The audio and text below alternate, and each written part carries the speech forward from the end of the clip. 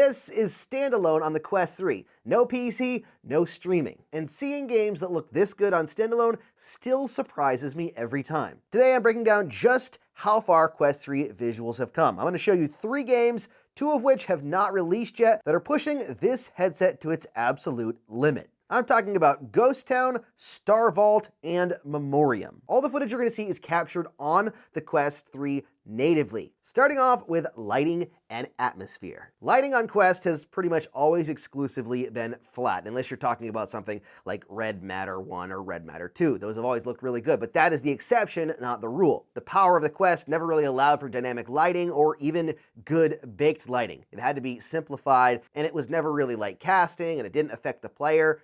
Well, that is changing. And as you can see on screen here now, especially with Memoriam, let's start with that. The lighting in this game is really, really good. The game obviously does use bloom as well, which is kind of that haze that comes off of the light that makes it look like it's glowing, which never was something that we got on the Quest 2. But even more than that, you can see in these clips the flashing lights, the spinning red lights, all of the different lighting effects in the dark areas. There is a lot going on in Memoriam, and they're really pushing the limit specifically in this game alone. When it comes to horror games, and that is exactly what Memoriam is, it's important to be able to have good lighting. Lighting is key because it can distract the players, it can add tension, it can really create an atmosphere that is far above something that doesn't have good lighting. It's flat. But it's not just horror games that benefit from good lighting and atmosphere from that lighting. Let's talk about Starlight Vault. Starlight Vault is an upcoming MOBA that I've been testing and messing around with. It's currently in a closed beta, but it's already really, really good. And that includes things like lighting. In fact, when you fire a laser from your gun, no matter what it is, or if you shoot a grenade type of weapon and it explodes, the lighting actually interacts with the world around you. So you fire a laser bolt, you can actually see the lighting from the laser affect the room, which is something that does not happen. Muzzle flashes don't light up rooms on the Quest 3, and neither do laser blasts. It's just a bullet. It doesn't affect the environment. But in this game, I was shocked to find out that when you shoot a laser, not only does it affect the environment, it affects the NPCs or the characters that it goes by and comes into contact with, especially in darker areas where it's shaded in this game. It just looks really good. And it's not just the lasers, it's the shields, it's the explosions, it's anything that has to do with lighting affects the environment, it seems. Now, I haven't dived deep enough to really know how in-depth that is, but I can tell you one thing, it adds a lot of atmosphere to the game. Above everything else on this list, I think lighting is probably my favorite thing because it really can change the entire mood and feel of a game. Whether it's a laser bolt or whether it's the darkness of a sci-fi corridor with a spinning red light and it actually reflecting on your hands, which is really impressive. It's not just flat baked lighting. It feels alive by allowing that interaction with light. Now, Ghost Town is another game that does fantastic with lighting. Now, it's a super in-depth game, and we'll get into other things about this game a little bit later in some of the other sections, but overall, the lighting in Ghost Town is very impressive. Whether you're talking about the darker areas that have torches that come on when you walk by them, or you're using your flashlight to explore a darker area of a room, it really creates that atmosphere of scary ghost story, which, like I said, horror and anything that has to do with that kind of direction, and Ghost Town is not necessarily a horror game per se, it's more of a puzzle game that's really eerie, but the lighting in these 3 games is what sets them apart from almost every other game on Quest. The lighting isn't the only thing that sets these games apart. Let's talk about shadows and depth. Shadow is another thing that we're used to not having when it comes to the Quest platform. Standalone headsets are historically not powerful enough to do shadows, especially dynamic shadows. Sometimes you'll have some baked shadows in animations that are happening. But shadows are becoming increasingly more common on the Quest 3. And let's jump back into Starlight Vault really quickly and talk about the shadows in this game. All of the characters and NPCs and everything have shadows in this game, which again blew my mind. I'm not sure how they're doing all of this, and the performance is still so good, because there's other aspects of this game that are impressive as well, but the shadows in this game are really, really good. They're dynamic, so as they're walking around, you'll get shadows. When light passes by them with the laser blast, for instance, it creates shadows. It's just there's so many shadows going on, I'm not really sure what they're doing and what kind of sorcery that they're using to make the Quest 3 do this. Now, Ghost Town has shadows to some degree. It doesn't have dynamic shadows for like the characters from what I've seen overall, but it does use shadow and light fall off to create a super immersive environment. Shadows don't have to be dynamic to make the game look better, although dynamic shadows are awesome as well. The fact that they can add in lighting fall off and shadows to some of these games is just getting more and more impressive. And when lighting looks better and shadow looks better, even if it's not dynamic, you get a package that looks and feels way more immersive than if it didn't have that at all. Here's a shot in Memoriam of some shadow on the ground, or a couple different shadows. I'm not sure if these are baked shadows or if they're dynamic, because there's other scenes in Memoriam that don't have shadow on the ground when there's an enemy.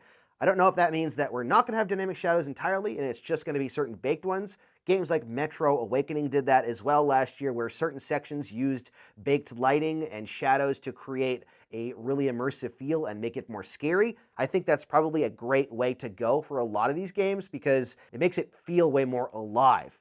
One of the biggest things, though, is detail and resolution, specifically texture detail. In Ghost Town, that was one of the most impressive things about that game, the fact that it was so detailed. These environments are meticulously created to be immersive. Now, the game probably looks way better on PC VR and PSVR 2. I'm not sure if it's out for those. I honestly haven't paid attention.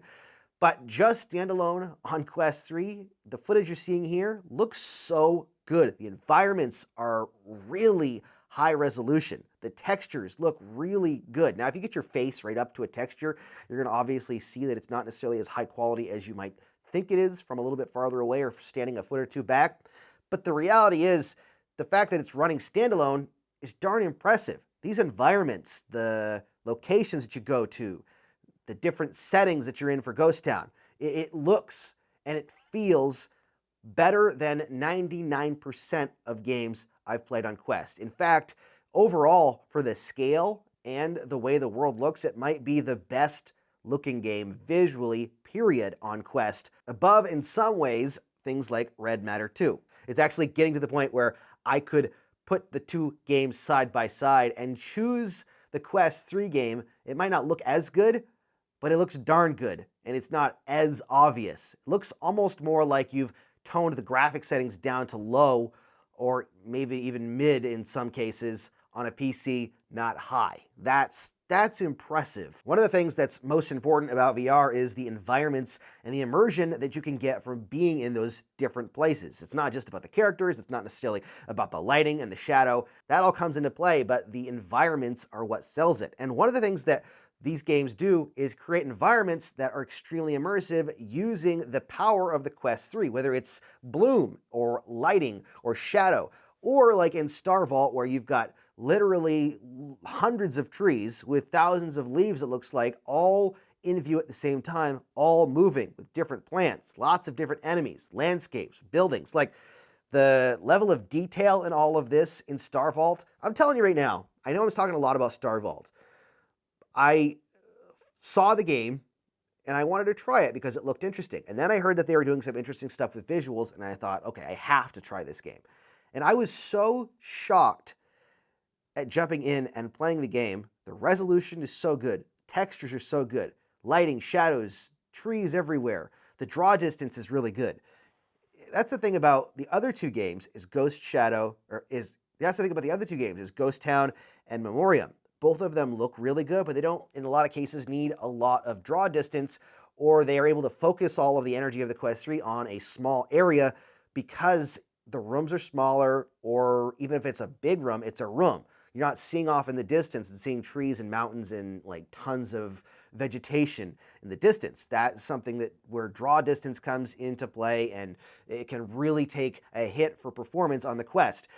Star Vault somehow manages to do all of that, and the draw distance is actually really good. But if you're not getting that from these videos that I'm showing you, you really should try it and test out this game. It is in closed beta. I'll put a link to the Discord down in the description. In fact, I'll put links to all of these games in the description. You can check out Ghost Town, it's out now. You can also check out Memoriam and wishlist it. That comes out later on this year. And I'll put a link to the Discord for Star Vault as well if you want to try that out. But honestly, all three of these games, benefit from the Quest 3's power. Whether you're talking shadow, you're talking light, you're talking texture details and resolution, environmental immersion, even character models and animations are getting better. So the moral of the story is that the Quest 3's power is being utilized more and more, it seems like, every day. We've got 3 games just right here, and that doesn't account for the other games that I've seen and the visuals, and some of these things are impressive that I just don't have the capability to show you right now because there's not enough footage out there.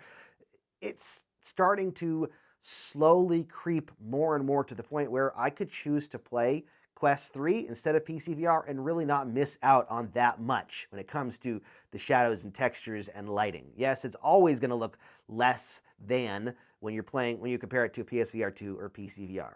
But we're slowly reaching a point where people can take up a Quest 3 and not have to worry about missing the level of immersion on other platforms because it actually looks good and it feels extremely immersive. What are your thoughts though? I'm curious to see what you think. What is the game that you think is the most impressive on the Quest 3 or that's coming soon that you have seen? Again, links in the description for more information on all of these games.